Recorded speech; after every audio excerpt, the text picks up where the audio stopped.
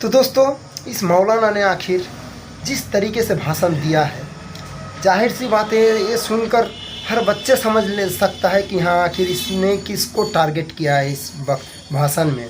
जरूरत है, इसलिए मैं आपसे हाथ जोड़ के मौजूदाना आजिजाना दरखास्त करता हूँ। अपन मोमिन है, मुसलमान के दिल के अंदर एक राई के दाने के बराबर भी ईमान बाकी है। तो इन चौधरीयों के, ये चौधरी देखो, चोरी और सीना चोरी इनकी आप अभी देखो आप, वो कह रहे हैं हमारा 5 साल तक कौन क्या बिगाड़ सकता है। यानी इनका कोई मंत्री बन गया या इनके पास इतनी हठधर्मियत आ गई कि 5 साल हमारा कौन क्या बिगाड़ सकता है।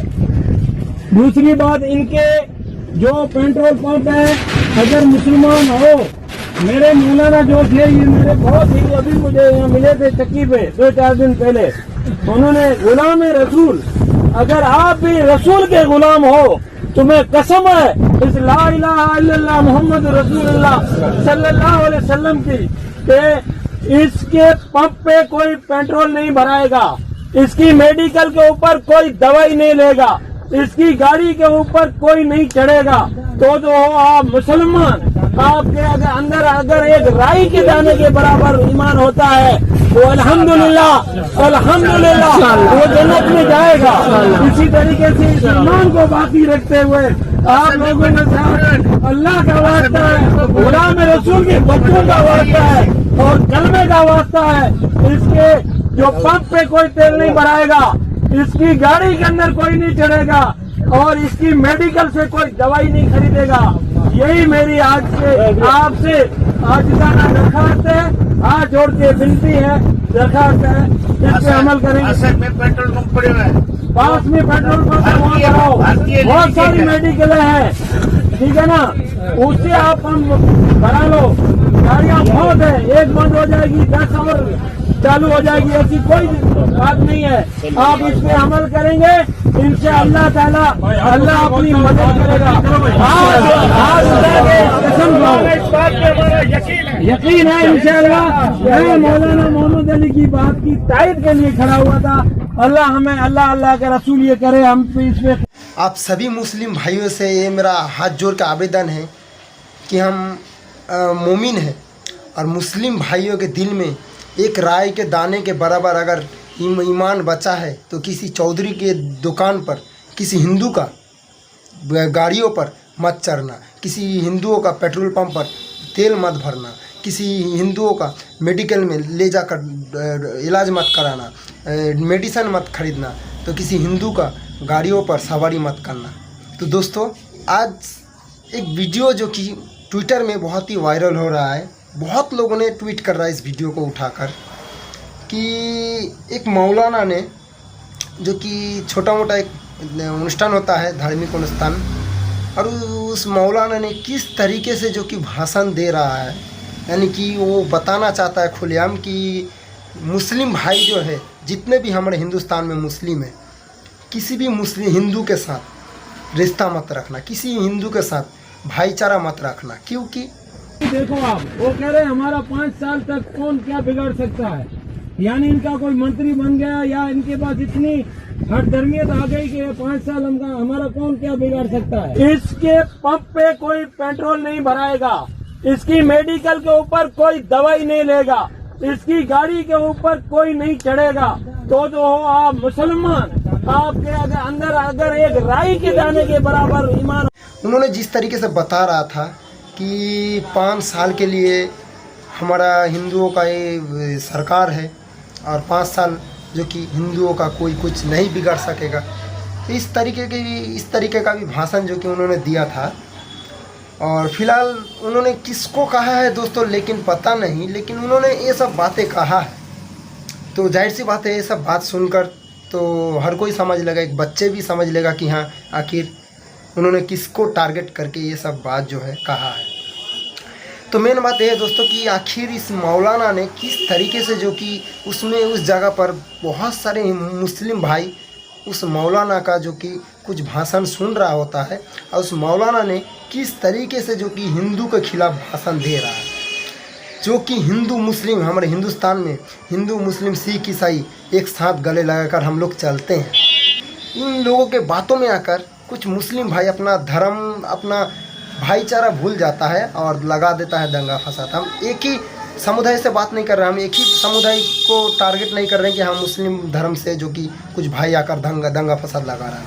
हर धर्म में कुछ कुछ ऐसा लोग हैं जो कि मानसिकता उन लोगों का बिगाड़ देता है, और उन लोग जब मानसिकता उन लोगों का बिगाड़ देता है, आकर रास्ते पर उतर जाता है और दंगा फसाद लगा देता है। तो इसीलिए दोस्तों दंगा फसाद हम लोगों को दिखाई देता है कि कुछ कुछ ऐसा धर्म गुरु है, पॉलिटिकल है, जो कि हम लोगों को धर्म के नाम से युद्ध लगाता है हम लोगों के बीच में।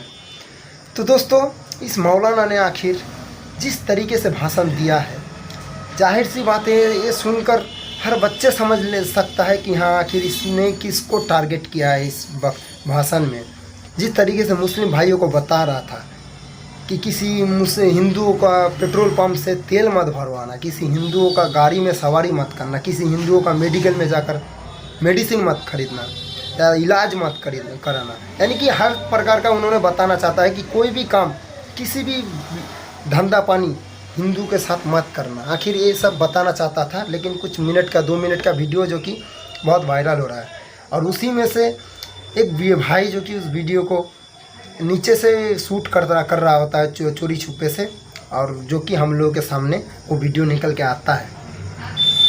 तो दोस्तों उन मौलाना को एक बात बताना चाहते हैं कि आपने जिस तरीके से कहा है कि हिंदुओं के साथ कोई भी संबंध मत रखना, हिंदुओं के किसी भी पेट्रोल पंप पर, किसी भी मेडिकल पर, किसी भी गाड़ी पर मत चढ़ना, या चौधरी के गाड़ी पर पेट्रोल पंप पर मत चढ़ना, इस तरीके से कहा था। लेकिन जिसने भी इसको ट्वीट किया है दोस्तों, उसने हिंदू मुस्लिम के नाम से ट्वीट किया है। लेकिन एक चीज़ बताते हैं, मेन बात यह है दोस्तों कि मौलाना ने जो भी कहा है उसको हम रिप्लाई देते हैं, लेकिन जिन जिन मुस्लिम लीडर ने, हिंदू लीडरों ने, धर्म गुरुओं ने जो कि इस तरीके का भाषण देता है, तो हमारे हिंदुस्तान संविधान से, हमारे हिंदुस्तान कानून से, हमारे हिंदुस्तान सरकार से हम अपील करते हैं फिर से एक बार कि इन जैसे लोगों को ले जाकर जेल के सलाखों के पीछे क्यों नहीं डालते हो, जो धर्म के नाम से हमारे भाईचारा ख़त्म कर रहा है, जो धर्म के नाम से जो बता रहा है कि किसी हिंदुओं के दुकान में कुछ नहीं खरीदना। तो दोस्तों इसमें सिर्फ इस मौलाना ने नहीं कहा है। जब राजस्थान में उदयपुर में जब कन्हैया लाल का हत्या किया जाता है, जब नुपुर शर्मा को लेकर एक विवाद खड़ा होता है, और जब कन्हैया लाल का हत्या किया जाता है, उस वक्त भी देखे थे, जो कि राजस्थान में नहीं, हमारे हिंदुस्तान में बहुत स्टेट पर, बहुत टाउन सिटी पर जो कि देखे थे, हिंदू भाई भी, कुछ हिंदू धर्म का लीडर भी जो कि बता रहा था कि मुस्लिम के पास से कुछ नहीं खरीदना। तो हम हिंदुस्तान सरकार से अपील करते हैं कि इन जैसे लोगों को आखिर क्यों नहीं जेल में डालते हो, तो इन जैसे लोगों के ऊपर क्यों मतलब कि एक्शन नहीं लिया जाता है, इन लोगों के ऊपर FIR क्यों नहीं दर्ज किया जाता है, जो लोग कहीं हिंदू मुस्लिम कर रहा है। तो देखिए दोस्तों, देखिए हिंदू मुस्लिम कोई भी हो, अगर हिंदू मुस्लिम के नाम से दंगा फसाद लगाने का कोशिश करेगा तो उसके ऊपर सख्त से सख्त कार्रवाई करना चाहिए, और उसके ऊपर जो कि एक्शन लेना चाहिए। ये तो मेरा मकसद है दोस्तों, आप लोग तो जानते हैं। और मेन बात कि मौलाना ने जो बता रहा था किसी हिंदुओं के पास से कुछ मत खरीदना, किसी हिंदुओं के गाड़ी में मत सवारी करना, तो उन मौलाना को बताना चाहते हैं कि अभी जिस जगह पर हम हैं, मेरा घर है वेस्ट बंगाल फराक्का मुर्शिदाबाद, और मेरा गांव का नाम है अर्जुनपुर। तो इस जगह पर लगभग हम लोग 10% से 30% होंगे, बाकी 70% मुस्लिम हैं।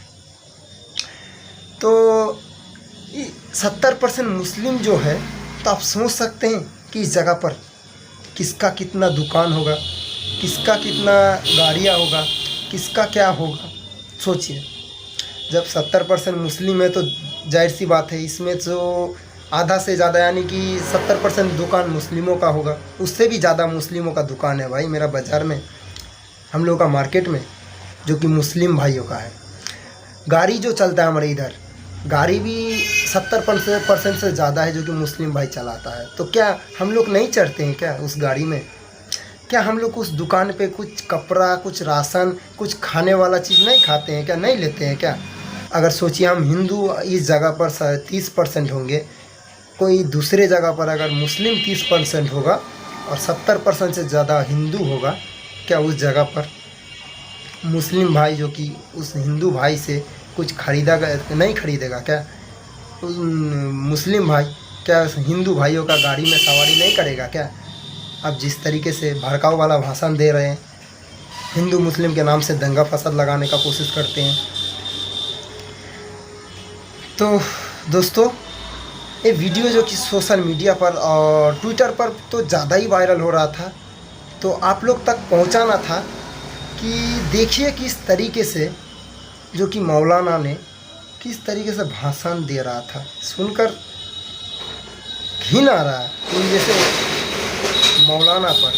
और हमारे हिंदुस्तान में जो कि बहुत सारे बड़े बड़े मौलाना हैं जो कि इस हिंदुस्तान के लिए, इस मिट्टी के लिए, इस वतन के लिए अभी भी जो कि जान लगा देता है कि हाँ, इस हिंदुस्तान को, इस मिट्टी को, इस वतन को अच्छे से अच्छे बनाना चाहता है वो लोग।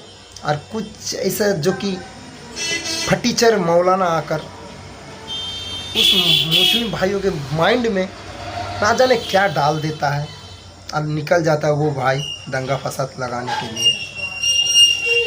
तो हमारे हिंदुस्तान का 25 से 30 करोड़ मुस्लिम भाइयों से आवेदन करते हैं कि इन जैसे मौलाना के बातों में आकर अपना सोच मत बदल देना, अपना जो इरादा है उसको मत बदल देना। देखिए, ये हिंदुस्तान है और हिंदुस्तान का 140 करोड़ जनता ये भारत माँ का मिट्टी में बैठा हुआ है। और जाहिर सी बात है, अगर हिंदुस्तान में रहना है तो हिंदुस्तान में किसी भी व्यक्ति के साथ आप किसी भी प्रकार का ले सकते हैं, दे सकते हैं, बिजनेस वगैरह कर सकते हैं। और कुछ मौलाना ने आकर, कुछ हिंदू लीडर ने आकर जो कि हम लोगों का मानसिकता को बिगाड़ रहा है, तो इन लोगों के बातों में नहीं आना है।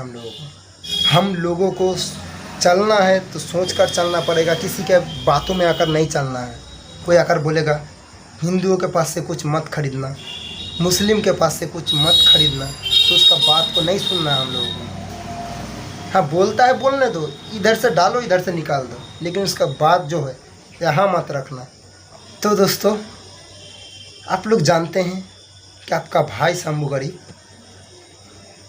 कोई भी अगर हिंदुस्तान में कुछ भाषण को लेकर अगर ज़्यादा ही चर्चा में रहता है, अगर कोई अनाप शनाप बोलता है जाति को लेकर, तो उसको अब आप लोगों के सामने हम पेश करते हैं।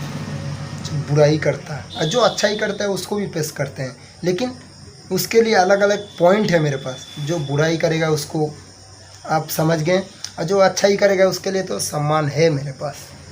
तो दोस्तों, इस वीडियो को जितना हो सके दोस्तों के साथ शेयर करना और वीडियो को लाइक करना। और चैनल पर नए हैं तो चैनल को ज़रूर सब्सक्राइब कर देना और बेल आइकन को ज़रूर प्रेस कर देना, क्योंकि मेरा सबसे पहले नोटिफिकेशन आप तक पहुंच जाए। तो मिलते हैं कोई अगली वीडियो में नए सोच के साथ, नए एनर्जी के साथ। तब तक के लिए जय हिंद, जय वंदे मातरम, जय श्री राम।